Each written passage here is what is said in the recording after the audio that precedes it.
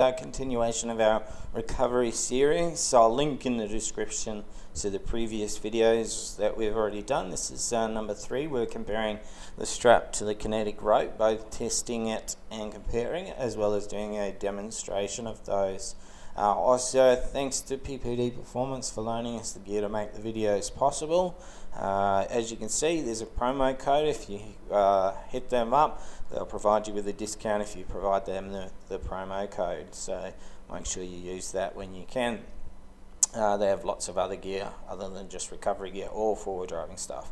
Anyway, this I left this video in. This is just a really short one, just to show a point of view. I was trying to get my vehicle bogged earlier in the piece by finding a softer section and then trying to go up onto the main line, because I often find vehicles that get bogged trying to come from lower down then up onto that main line area. As you can see right in front of the video, you can see that track mark that I've made where it's kind of deep and sunken in.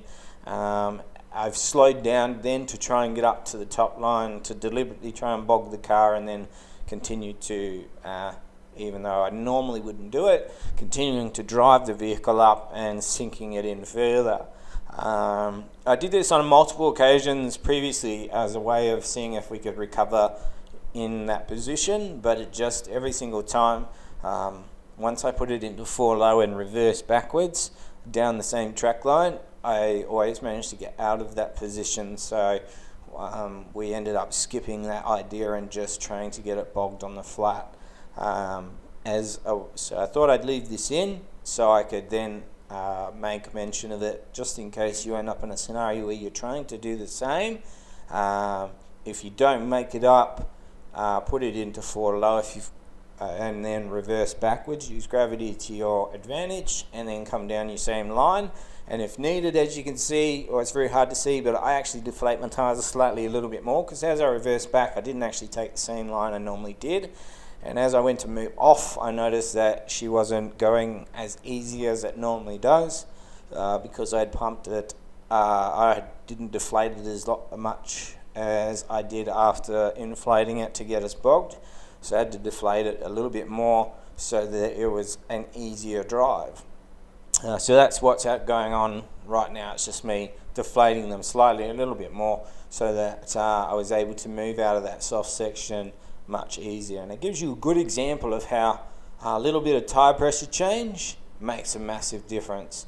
You see, yeah, there's a little bit of sand flicker. You can see that's me trying to reverse out of the soft stuff, and because of the lower tire pressure, that was all that was required to get me out of that spot, and then back onto the firmer surface. And as you can see, moving along, you can actually see the indentation of my tires right there. You can see that they're not sinking in anywhere near as far as a result of the deflation of the tires. So couldn't harp on that enough, and it's a good example to state how much tire pressures can really help you out. So always consider those first. It may save your recovery. So now this is me actually trying to get my car bogged. I had to put the tires up to 40 psi to actually try and get it stuck, and we tried to find the softest sand we could to do it.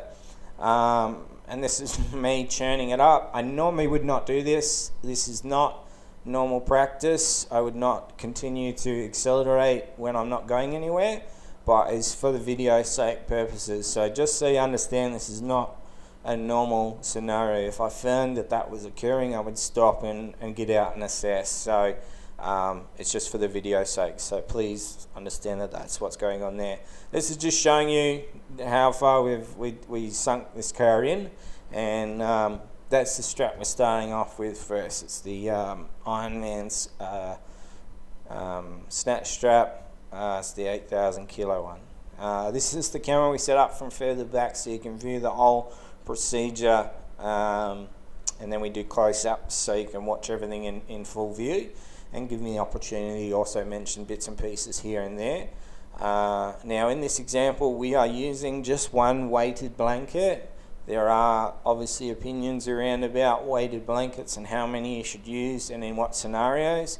In this scenario, one blanket is enough for us for this type of recovery.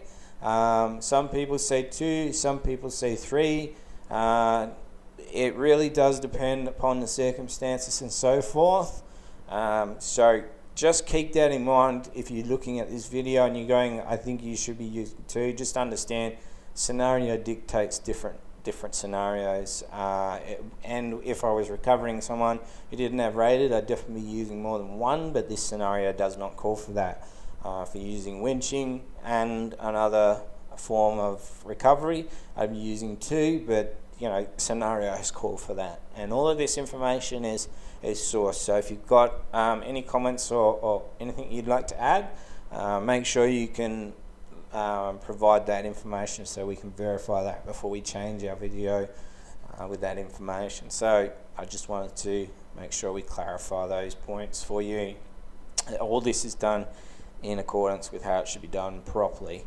So this is setting up the strap. So I like to roll it, it's always rolled up, and I like to lay it out nice and flat along the surface so there's no kinks in the actual line, because you don't want kinks in your strap as you do your recovery. So it's always smart to lay it out nice and flat across the surface. And with this, in this case, because the recovery vehicle was so far away, I then end up folding it back over itself, but I do it in such a way so it's folded back but not twisted in any form. So here we are applying the weighted blanket, which is filled with sand. Then you velcro it up so it sits up the top where it's supposed to, and then you lay it down flat. Then it's attached either end to your bow shackles, which you'll see momentarily. So that's with that laid down, and then we want to make sure that the strap stays as flat as possible all across the board, and also reducing any likelihood of damage. So this is us attaching it to the bow shackle. So this is the rated recovery point, so wherever possible use your rated recovery point. You might have also seen me when I do up the pin, and you'll see me do it twice. I tighten it, and then you can see me taking it back half to a full turn. That's so it doesn't end up when you do your recovery tightening it to the point you can't unattach it. So this is looking back at the car taking off, and then there'll be a radio chatter, which I'll shut up for so you can listen to us talking. You can see it taking up the slack. We want to use kinetic energy to pop the car out, and that's pretty much it. So that's popping out the car. And that's what we want to see, that simple sort of nice slack taken up and then pop. Alright, everyone got caught, got stuck, so we're doing a recovery. As you can see, we've done already the bits before, so now it's the communication part, which is the essential part of communication. Alright, are you ready to go, Britt? Copy that. You take up the slack, and then I'll start to go when you've picked up that slack. So I'm watching for him to take up the slack, and as soon as I see, I'm watching in the reverse, both in the camera and the mirrors, as he starts to take off, and I can see my snatch strap taking up the slack, I put on the accelerator. Alright, slack's up. You ready? Yep, go.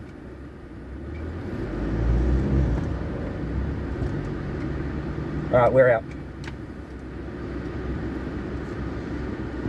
Roger.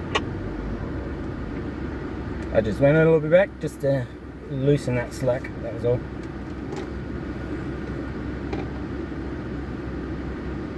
Cheers. Alright, that was nice and easy, nice and simple. Let's get out and try the rope. Alright, so that's this is a view looking backwards at my vehicle. It's from the recovery vehicle. As you can see, slowly taking up the slack. The strap should be nice and straight wherever possible. Obviously, sometimes it's unavoidable, it might twist a little bit, but you can see here from the majority of it, it's nice and straight, which is perfect. What we want is nice amount of slack taken up. You're not stretching it just yet. You can see by his tracks that he's only just taken off, and then you can also see the tracks afterwards where he's actually applied acceleration, which is the kinetic energy that's used to pop the vehicle free, and that's what we're aiming for, is the kinetic energy. So this is a view from further back looking at the same section, and I want you guys to try and pay attention both for the radio chatter and this to see the difference between the rope and the strap, how much pressure it puts on the gear and the car. You can see how much sort of more jerk that you get when you look at it later. We also don't, you may see recoveries done where people just put their foot down and with a lot of slack and then just go for it and just yank the car out and continue going. That puts a lot of strain on your gear and on your car. It's not really recommended. I wouldn't recommend it to do that way. I'm putting this video in quickly just to show the difference between the strap and the rope. Is you have to wrap these up, so you have to roll them back up to keep the longevity of your Snatch strap. So it's one of the cons in relation to the rope. Your rope you can just chuck back in the bag. This one you have to roll out so that it stays and you get the most use out of it as possible. And also you notice when we reversed, when it was reversed, it didn't reverse back far, so you didn't go over the strap, didn't drive over or anything like that. So here's a couple of pictures of how I've tried to sink the car as much as possible. I think there's some images where you can actually see where the diff is actually sitting on the sand, but it's just to give you an idea that we did get it as bogged as possible to make it as consistent as possible in the same spot. So I tried to continue, for consistency's sake, bog it as much as possible in the exact same spot over again so that we get consistent results. So it's really key. You might see a lot of videos where they just put their foot down and go for it. That's not how I recommend doing recoveries. It's taking the slack and using kinetic energy. It's better for your recovery gear, and it's better for your vehicles that are doing or being part of the recovery to do it like that. So this is laying out the rope. Similar to the strap, I don't worry so much about the fact that you got to get this facing nicely, as long as there's no like curls or loops through the rope. It's just laid out nicely. It'll be fine. So simply attaching it to the bow shackle. As you can see there, the black bits, the polyurethane section of the kinetic rope, that's that hard section that if you tried to squeeze it wouldn't bend. The green is the actual portion of the kinetic rope. So that black stuff helps prevent any abrasion that might happen from attaching it to any of these rated recovery points. So this is just showing you we're putting it on the rated recovery points, but also once you tighten it up, we're doing that turn backwards to reduce, to stop any issue with it tightening upon recovery. Same weighted blanket attachment, you're just doing it to the rope now, it just sits a little bit further up. So same process applies with this as to the strap. So the procedure remains exactly the same, it's just what happens as a result. So here, this rope is rated 9,500 kilos, so it's rated a little bit stronger because they generally are stronger.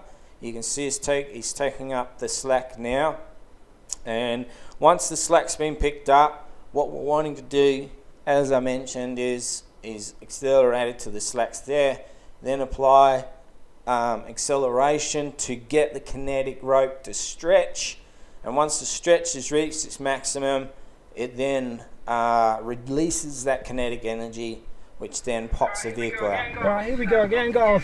Bogged again, delivery. So we're using the the kinetic rope this time. See how well that does in difference. Are you ready to go, Deb? Brett? Ready when you are, boss. Roger. You can take up that slick. I'm in reverse, ready to go for you. I'm watching him in the reverse camera and in your side mirrors as he takes up the slack of the rope. I can watch it. as it slowly gets taken up. There we go, she's almost taut. There she goes. Looks like she's ready to go. Alright, ready to go? Go ahead.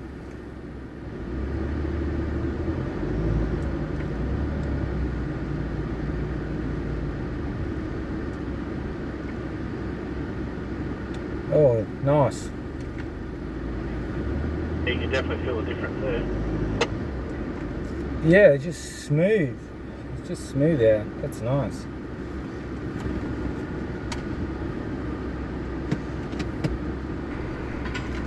Alright, so this is looking back. Sorry, I forgot to warn you guys I was going to do that. So we're looking back at my vehicle as he begins to take up the slack in the rope.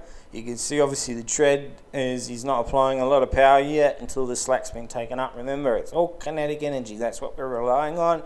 And we don't want to jerk the frame. And as you saw in the video with the camera, inside where I was doing the talking, I barely moved in relation to, if you looked at the other one, the amount of movement that happened from me sitting in the driver's seat. And that's the importance of the kinetic rope. You get that extra stretch, so therefore there's less strain on your recovery equipment and strain on your vehicle itself. It just smoothly just popped us out. So this is slowed down a lot just so that we could see that.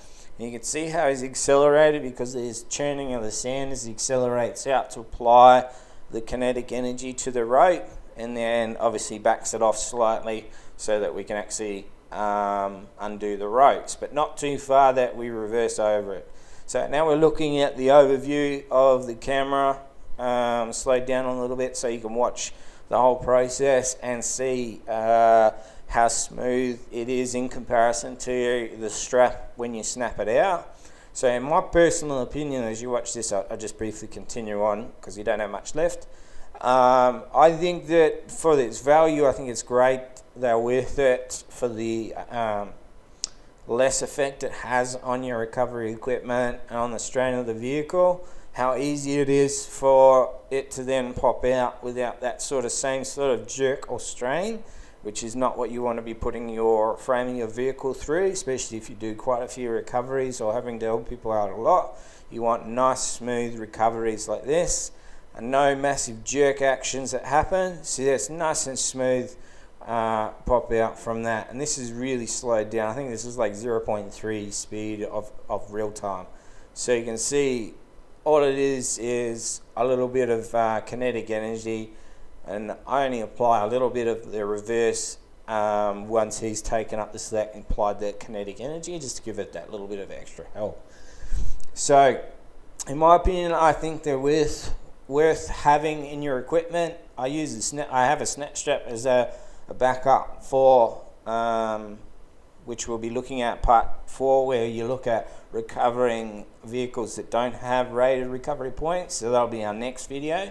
So stay in touch and subscribe if you want, so that you can see that. And if you like this video, hit the thumbs up. It's really appreciated. And if you need or looking for gear, go to PPD and use our promo code, and they will give you a discount and that sort of stuff. But in my opinion, I think the rope definitely is worth the value, and I will definitely be keeping it as part of my kit for stuff for the future.